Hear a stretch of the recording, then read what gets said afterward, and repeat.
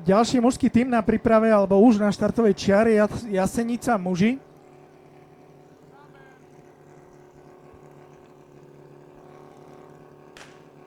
Úspešne odštartovali.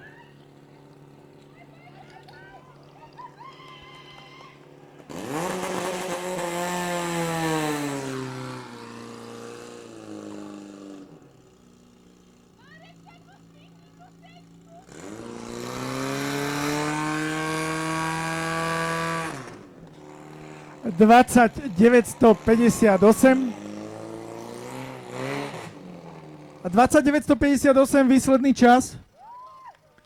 Ten bol z pravej strany. Samozrejme tá C bola zachytená pod rozdielovačom. A to vlastne spôsobilo oneskorený zostrek. Ukážeš nám ľavú stranu?